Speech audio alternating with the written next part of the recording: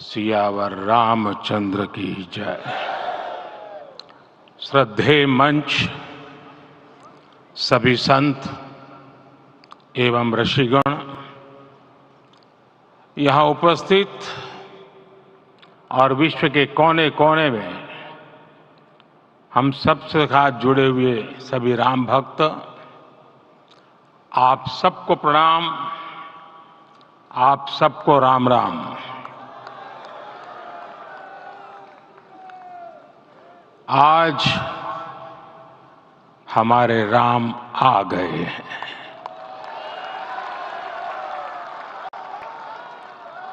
सदियों की प्रतीक्षा के बाद हमारे राम आ गए हैं। सदियों का अभूतपूर्व धैर्य, अनगिनत बलिदान, त्याग और तपस्या के बाद हमारे प्रभु राम आ गए हैं। इस शुभ घड़ी की आप सभी को, समस्त देशवासियों को बहुत बहुत बधाई। मैं अभी गर्भगृह में ईश्वरीय चेतना का साक्षी बनकर आपके सामने उपस्थित हुआ हूं। कितना कुछ कहने को है, लेकिन कंठ अवरुद्ध है। मेरा शरीर अभी भी स्पंदित है, चित्त अभी भी उस पल में लीन है।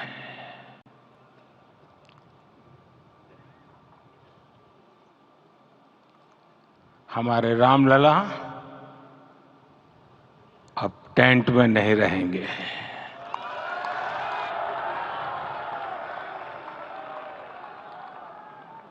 हमारे रामलला अब इस दिव्य मंदिर में रहेंगे। मेरा पक्का विश्वास है, अपार श्रद्धा है कि जो घटित हुआ है, इसकी अनुभूति देश के, विश्व के कोने कोने में राम भक्तों को हो रही होगी। ये क्षण अलौकिक है, ये पल पवित्रतम है। ये माहौल, ये वातावरण, ये ऊर्जा, ये घड़ी प्रभु श्री राम का हम सब पर आशीर्वाद है। 22 जनवरी 2024 का ये सूरज एक अद्भुत आभा लेकर आया है। 22 जनवरी 2024 ये कैलेंडर पर लिखी एक तारीख नहीं, ये एक नए काल चक्र का उद्गम है।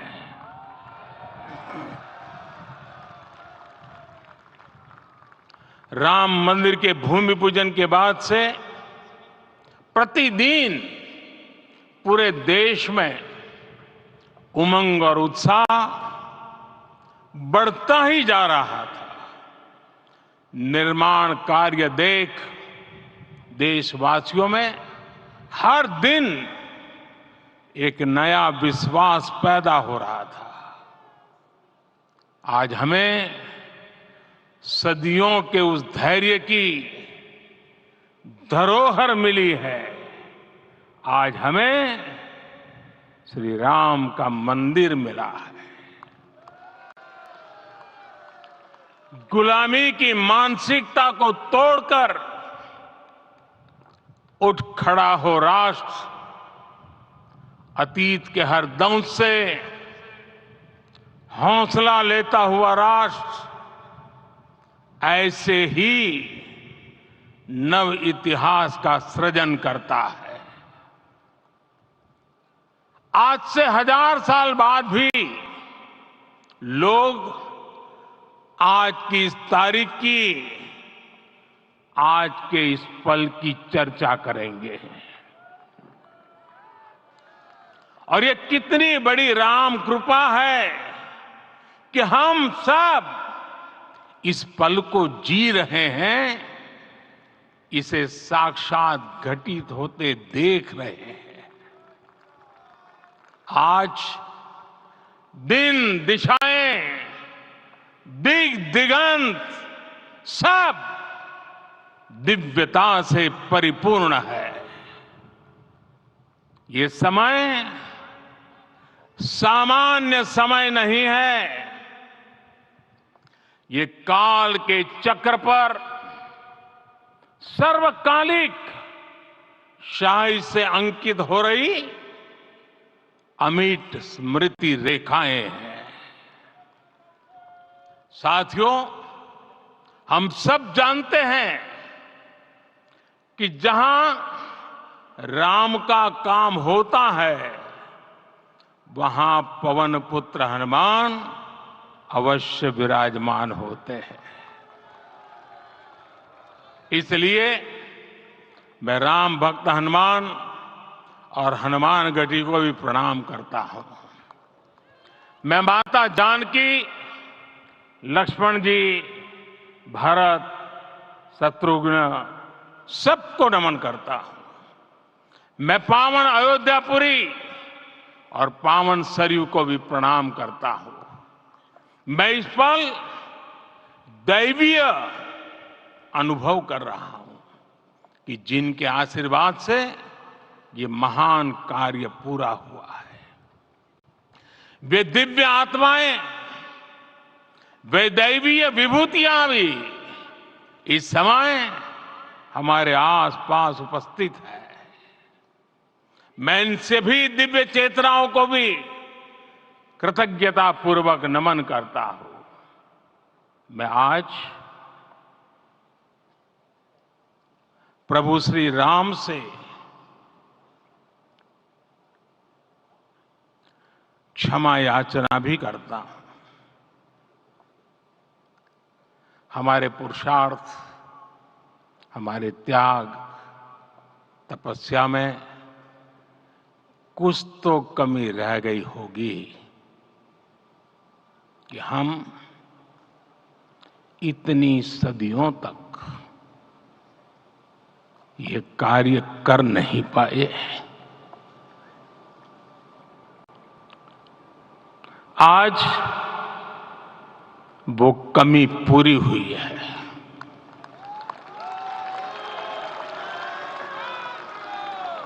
मुझे विश्वास है प्रभु राम आज हमें अवश्य क्षमा करेंगे। मेरे प्यारे देशवासियों, त्रेता में राम आगमन पर पूज्य संत तुलसीदास जी ने लिखा है, प्रभु बिलो की हर से पुरबासी, जनित वियोग विपत्ति समनासी। अर्थात प्रभु का आगमन देकर ही सब अयोध्यावासी, समग्र देशवासी हर्ष से भर गए। लंबे वियोग से जो आपत्ति आई थी, उसका अंत हो गया। उस कालखंड में तो वो वियोग केवल 14 वर्षों का था। तब भी इतना असह्य था। इस युग में तो अयोध्या और देशवासियों ने सैकड़ों वर्षों का वियोग सहा है। हमारी कई कई पीढ़ियों ने वियोग सहा है। भारत के तो संविधान में उसकी पहली प्रति में भगवान राम विराजमान है। संविधान के अस्तित्व में आने के बाद भी दशकों तक प्रभु श्री राम के अस्तित्व को लेकर कानूनी लड़ाई चली। मैं आभार व्यक्त करूंगा भारत की न्यायपालिका का, जिसने न्याय की लाज रख ली।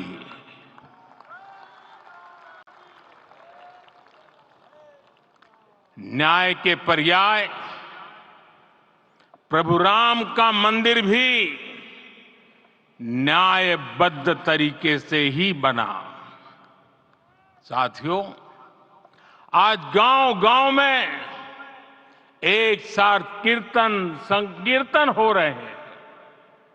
आज मंदिरों में उत्सव हो रहे हैं, स्वच्छता अभियान चलाए जा रहे हैं।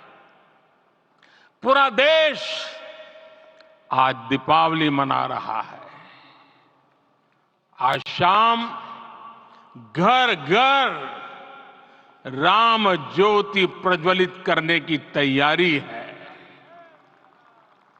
कल मैं श्री राम के आशीर्वाद से धनुषकोडी में राम सेतु के आरंभ बिंदु अरिचल मुनाई पर था।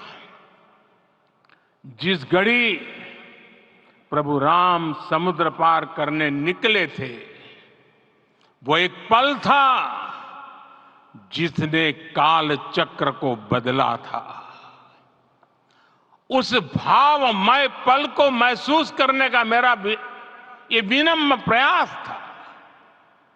वहां पर मैंने पुष्प वंदना की। वहां मेरे भीतर एक विश्वास जगा कि जैसे उस समय काल चक्र बदला था, उसी तरह अब काल चक्र फिर बदलेगा और शुभ दिशा में बढ़ेगा। अपने 11 दिन के व्रत अनुष्ठान के दौरान मैंने उन स्थानों का चरण स्पर्श करने का प्रयास किया जहां प्रभु राम के चरण पड़े थे। चाहे वो नासिक का पंचवटी धाम हो, केरला का पवित्र त्रिपायर मंदिर हो, आंध्र प्रदेश में लेपाक्षी हो, श्रीरंगम में रंगनाथ स्वामी मंदिर हो, रामेश्वरम में श्री रामनाथ स्वामी मंदिर हो, या फिर धनुषकोडी। मेरा सौभाग्य है कि इसी पुनीत पवित्र भाव के साथ मुझे सागर से सरयू तक की यात्रा का अवसर मिला। सागर से सरयू तक हर जगह राम नाम का वही उत्सव भाव छाया हुआ है। प्रभु राम तो भारत की आत्मा के कण कण से जुड़े हुए हैं। राम भारतवासियों के अंतर मन में विराजे हुए हैं। हम भारत में कहीं भी किसी की अंतरात्मा को छुएंगे तो इस एकत्व की अनुभूति होगी और यही भाव सब जगह मिलेगा। इससे उत्कृष्ट, इससे अधिक देश को समायोजित करने वाला सूत्र और क्या हो सकता है।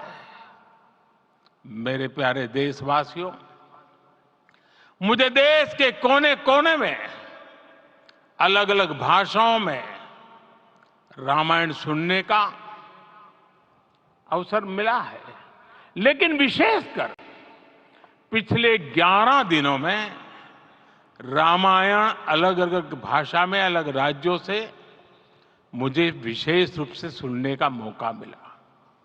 राम को परिभाषित करते हुए ऋषियों ने कहा है, रमन्ते यस्मिन् इति रामः, अर्थात जिसमें रम जाए वही राम है। राम लोक की स्मृतियों में, पर्वत से लेकर परंपराओं में सर्वत्र समाये हुए हैं। हर युग में लोगों ने राम को जिया है। हर युग में लोगों ने अपने अपने शब्दों में अपनी अपनी तरह से राम को अभिव्यक्त किया है। और ये राम रस जीवन प्रवाह की तरह निरंतर बहता रहता है। प्राचीन काल से भारत के हर कोने के लोग राम रस का आचमन करते रहे हैं। राम कथा असीम है और रामायण भी अनंत है। राम के आदर्श, राम के मूल्य, राम की शिक्षाएं सब जगह एक समान है।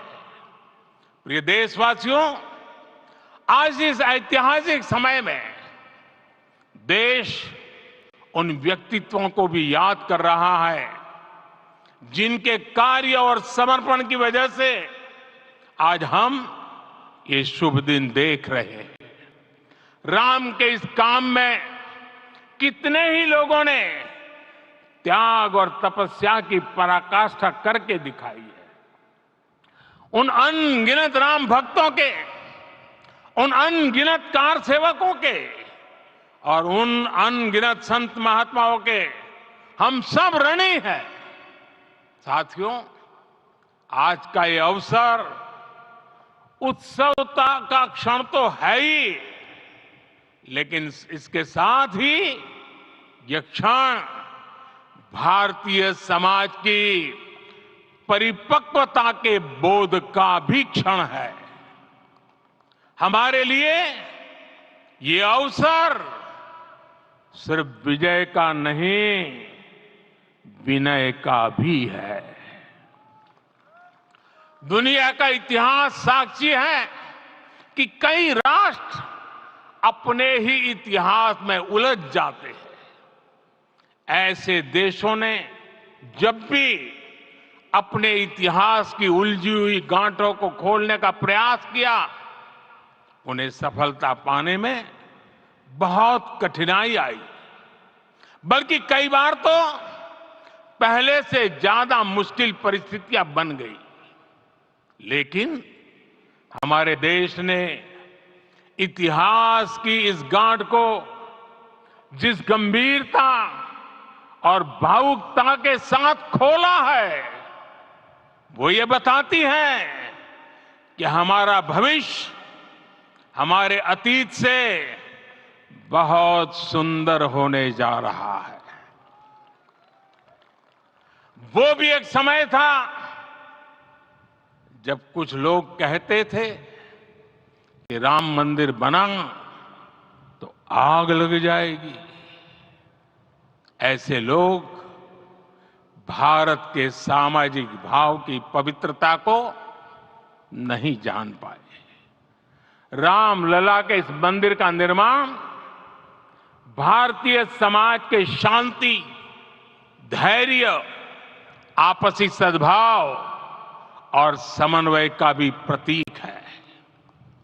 हम देख रहे हैं ये निर्माण किसी आग को नहीं, बल्कि ऊर्जा को जन्म दे रहा है।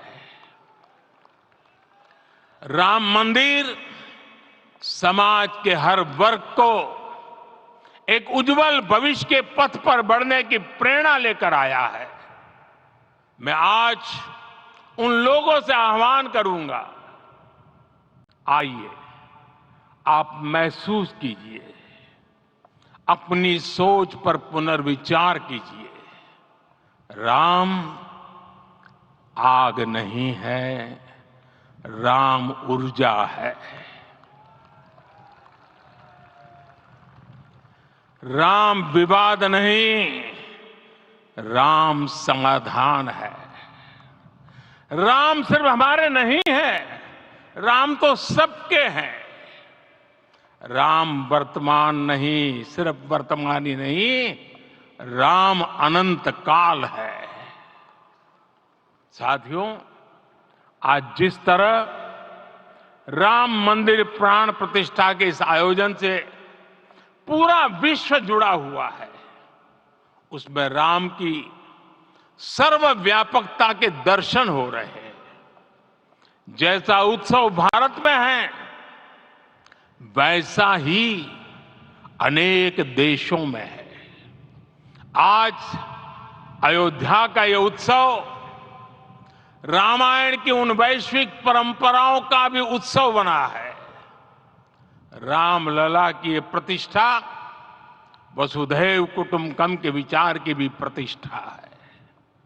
साथियों, आज अयोध्या में केवल श्री राम के विग्रह रूप की प्राण प्रतिष्ठा नहीं हुई है, ये श्री राम के रूप में साक्षात भारतीय संस्कृति के प्रति अटूट विश्वास की भी प्राण प्रतिष्ठा है। ये साक्षात मानवीय मूल्यों और सर्वोच्च आदर्शों की भी प्राण प्रतिष्ठा है। इन मूल्यों की, इन आदर्शों की आवश्यकता आज संपूर्ण विश्व को है। सर्वे भवन्तु सुखिनः, ये संकल्प हम सदियों से दोहराते आए हैं। आज उसी संकल्प को राम मंदिर के रूप में साक्षात आकार मिला है। ये मंदिर मात्र एक देव मंदिर नहीं है, ये भारत की दृष्टि का, भारत के दर्शन का, भारत के दिग्दर्शन का मंदिर है। ये राम के रूप में राष्ट्र चेतना का मंदिर है। राम भारत की आस्था है, राम भारत का आधार है, राम भारत का विचार है, राम भारत का विधान है, राम भारत की चेतना है, राम भारत का चिंतन है, राम भारत की प्रतिष्ठा है, राम भारत का प्रताप है, राम प्रवाह है, राम प्रभाव है, राम नेति भी है, राम नीति भी है, राम नित्यता भी है, राम निरंतरता भी है, राम विभु है, विशद है, राम व्यापक है, विश्व है, विश्वात्मा है। और इसलिए जब राम की प्रतिष्ठा होती है तो उसका प्रभाव वर्षों या शताब्दियों तक ही नहीं होता, उसका प्रभाव हजारों वर्षों के लिए होता है। महर्षि वाल्मीकि ने कहा है, राज्यम 10 सहस्त्राणि प्राप्य वर्षाणि राघवः, अर्थात राम 10,000 वर्षों के लिए राज्य पर प्रतिष्ठित हुए, यानी हजारों वर्षों के लिए राम राज्य स्थापित हुआ। जब त्रेता में राम आए थे तब हजारों वर्षों के लिए राम राज्य की स्थापना हुई थी। हजारों वर्षों तक राम विश्व पथ प्रदर्शन करते रहे थे। और इसलिए मेरे प्यारे देशवासियों, आज अयोध्या भूमि हम सभी से, प्रत्येक राम भक्त से, प्रत्येक भारतीय से कुछ सवाल कर रही है। श्री राम का भव्य मंदिर तो बन गया, अब आगे क्या? सदियों का इंतजार तो खत्म हो गया, अब आगे क्या? आज के इस अवसर पर जो दैवीय आत्माएं हमें आशीर्वाद देने के लिए उपस्थित हुई हैं, हमें देख रही हैं, उन्हें क्या हम ऐसे ही विदा करेंगे? नहीं, कदापि नहीं। आज मैं पूरे पवित्र मन से महसूस कर रहा हूं कि काल चक्र बदल रहा है। ये सुखद संयोग है कि हमारी पीढ़ी को एक कालजयी पथ के शिल्पकार के रूप में चुना गया है।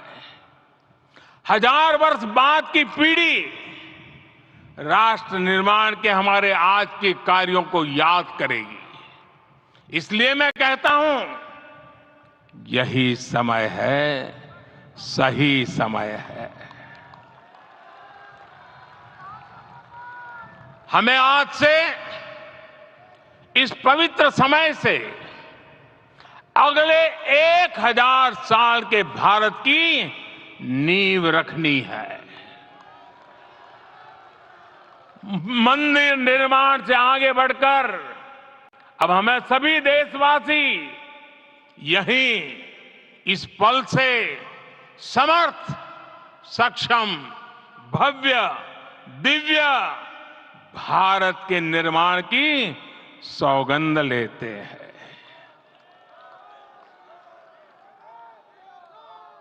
राम के विचार मानस के साथ ही जनमानस में भी हो, यही राष्ट्र निर्माण की सीढ़ी है। साथियों, आज के युग की मांग है कि हमें अपने अंतःकरण को विस्तार देना होगा। हमारी चेतना का विस्तार देव से देश तक, राम से राष्ट्र तक होना चाहिए। हनुमान जी की भक्ति, हनुमान जी की सेवा, हनुमान जी का समर्पण, ये ऐसे गुण हैं जिन्हें हमें बाहर नहीं खोजना पड़ता। प्रत्येक भारतीय में भक्ति, सेवा और समर्पण के भाव समर्थ, सक्षम, भव्य, दिव्य भारत का आधार बनेंगे। और यही तो है देव से देश और राम से राष्ट्र की चेतना का विस्तार। दूर सुदूर जंगल में, कुटिया में जीवन गुजारने वाली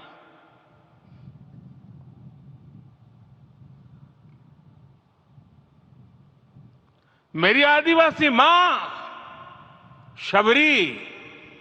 शबरी का ध्यान आते ही अप्रतिम विश्वास जागृत होता है। मां शबरी तो कब से कहती थी, राम आएंगे।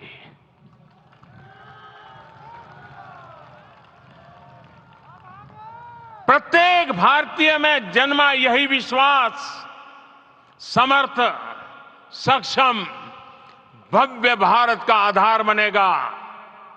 और यही तो है देव से देश और राम से राष्ट्र की चेतना का विस्तार।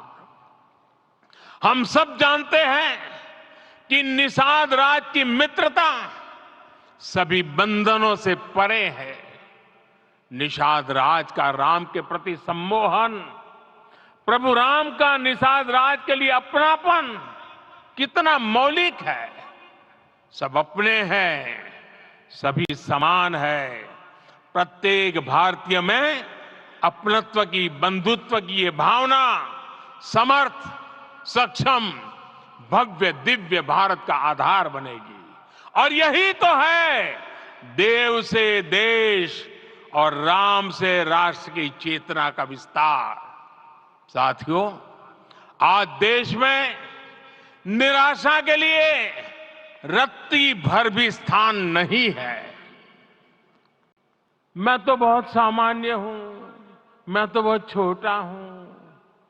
अगर कोई ये सोचता है तो उसे गिलहरी के योगदान को याद करना चाहिए।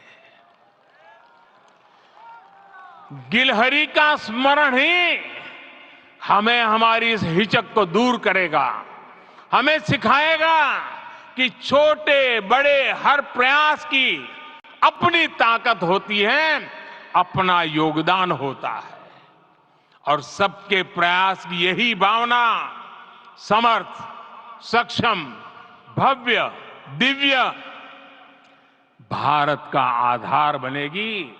और यही तो देव से देश और राम से राष्ट्र की चेतना का विस्तार। साथियों, लंकापति रावण प्रकांड ज्ञानी थे, अपार शक्ति के धनी थे, लेकिन जटायु जी की मूल्य निष्ठा देखिए। वे महाबली रावण से भिड़ गए। उन्हें भी पता था कि वो रावण को परास्त नहीं कर पाएंगे, लेकिन फिर भी उन्होंने रावण को चुनौती दी। कर्तव्य की यही पराकाष्ठा समर्थ, सक्षम, भव्य, दिव्य भारत का आधार है।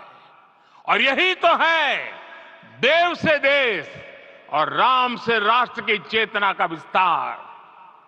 आइए हम संकल्प लें कि राष्ट्र निर्माण के लिए हम अपने जीवन का पल पल लगा देंगे। राम काज से राष्ट्र काज, समय का पल पल, शरीर का कण कण राम समर्पण को राष्ट्र समर्पण के ध्येय से जोड़ देंगे। मेरे देशवासियों, प्रभु श्री राम की हमारी पूजा विशेष होनी चाहिए। ये पूजा स्व से ऊपर उठ करके समष्टि के लिए होनी चाहिए। ये पूजा अहम से उठकर वयम के लिए होनी चाहिए। प्रभु को जो भोग चढ़ेगा वो विकसित भारत के लिए हमारे परिश्रम की पराकाष्ठा का प्रसाद भी होगा। हमें नित्य पराक्रम, पुरुषार्थ, समर्पण का प्रसाद प्रभु राम को चढ़ाना होगा। इनसे नित्य प्रभु राम की पूजा करनी होगी, तब हम भारत को वैभवशाली और विकसित बना पाएंगे। मेरे प्यारे देशवासियों, ये भारत के विकास का अमृत काल है। आज भारत युवा शक्ति की पूंजी से भरा हुआ है, ऊर्जा से भरा हुआ है। ऐसी सकारात्मक परिस्थितियां फिर न जाने कितने समय बाद बनेगी। हमें अब चूकना नहीं है, हमें अब बैठना नहीं है। मैं अपने देश के युवाओं से कहूंगा, आपके सामने हजारों वर्ष की परंपरा की प्रेरणा है। आप भारत की उस पीढ़ी का प्रतिनिधित्व करते हैं जो चांद पर तिरंगा लहरा रही है। वो 15 लाख किलोमीटर की यात्रा करके सूर्य के पास जाकर मिशन आदित्य को सफल बना रही है। जो आसमान में तेजस और सागर में विक्रांत का परचम लहरा रही है। अपनी विरासत पर गर्व करते हुए आपको भारत का नव प्रभात लिखना है। परंपरा की पवित्रता और आधुनिकता की अनंतता, दोनों ही पथ पर चलते हुए भारत समृद्धि के लक्ष्य तक पहुंचेगा। मेरे साथियों, आने वाला समय अब सफलता का है। आने वाला समय अब सिद्धि का है। ये भव्य राम मंदिर साक्षी बनेगा भारत के उत्कर्ष का, भारत के उदय का। ये भव्य राम मंदिर साक्षी बनेगा भव्य भारत के अभ्युदय का, विकसित भारत का। ये मंदिर सिखाता है कि अगर लक्ष्य सत्य प्रमाणित हो, अगर लक्ष्य सामूहिकता और संगठित शक्ति से जन्मा हो, तब उस लक्ष्य को प्राप्त करना असंभव नहीं है। ये भारत का समय है और भारत अब आगे बढ़ने वाला है। शताब्दियों की प्रतीक्षा के बाद हम यहां पहुंचे हैं। हम सब ने इस युग का, इस कालखंड का इंतजार किया है। अब हम रुकेंगे नहीं, हम विकास की ऊंचाई पर जाकर ही रहेंगे। इसी भाव के साथ रामलला के चरणों में प्रणाम करते हुए आप सभी को बहुत बहुत शुभकामनाएं। सभी संतों के चरणों में मेरे प्रणाम। सियावर रामचंद्र की, सियावर रामचंद्र की, सियावर रामचंद्र की।